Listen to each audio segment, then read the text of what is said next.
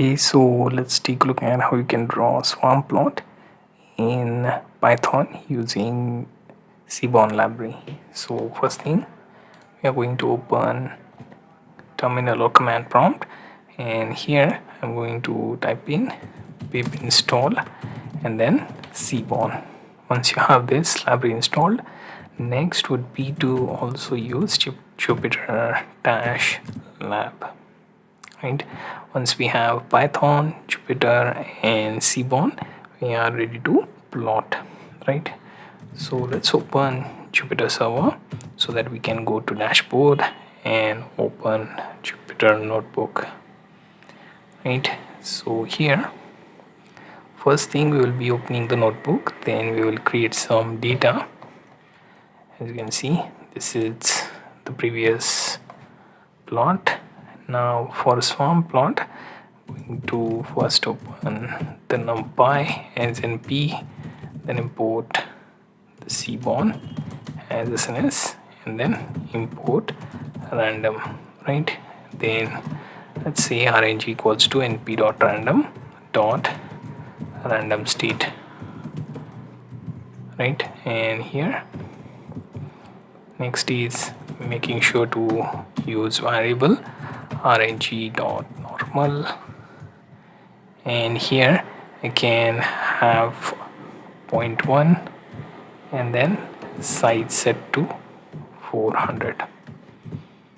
Right, next thing we can also have random seed set to 0, and then we'll have two groups. So group first being random dot choices, and within square bracket let me add g1, then g2 and g3.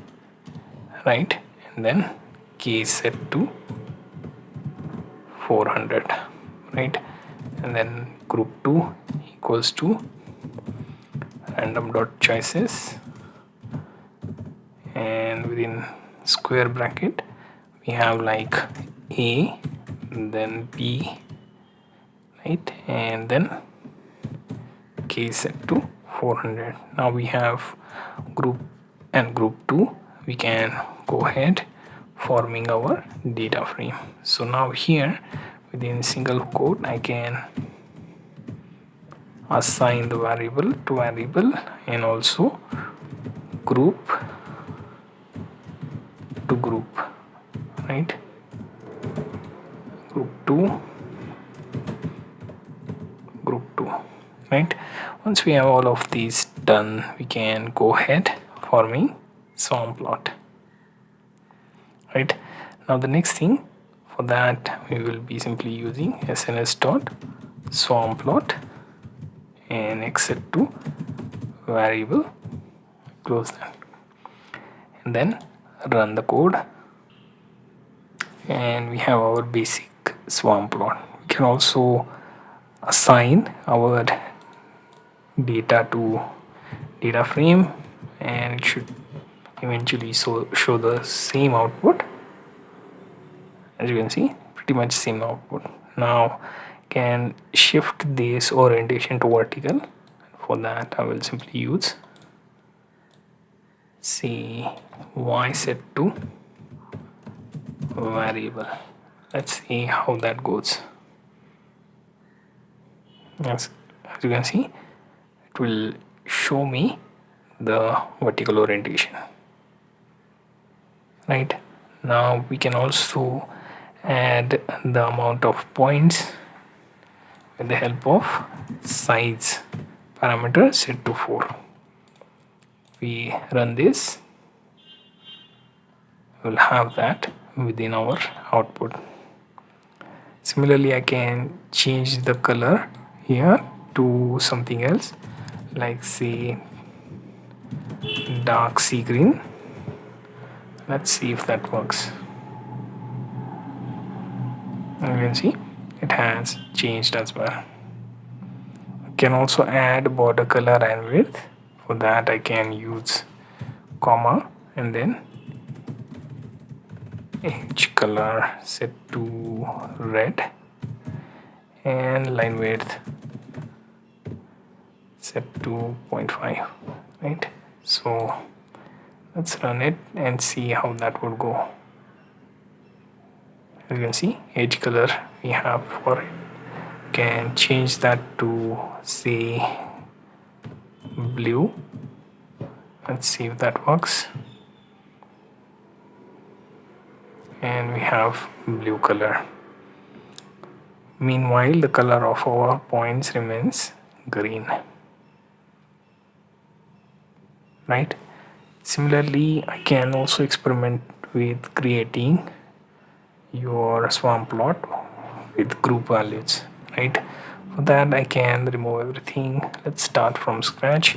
We set x to group value and then y to variable, right? So we can also assign data to df and see how that works. Notice our x value and y value shuffling as it creates plot by group. The order is g3, g2, g1. We can also reverse this order if we want, right? So before that, what I can do, I can change the orientation. So y is group, right? So y is group and x is variable. So let's try to find out if that works. And as you can see, it will change the orientation. Still order is g3, g2, g1. So I will go back to x and y here, and also the order set to the square, and within one I can use g1, g2 and g3. If I run this, that should set the custom order as well. Similarly, I can also play around with our color palette with simply using palette, and I use pastel here. Notice it will ask me to use hue and dodge before I can use palette. It should throw me the error.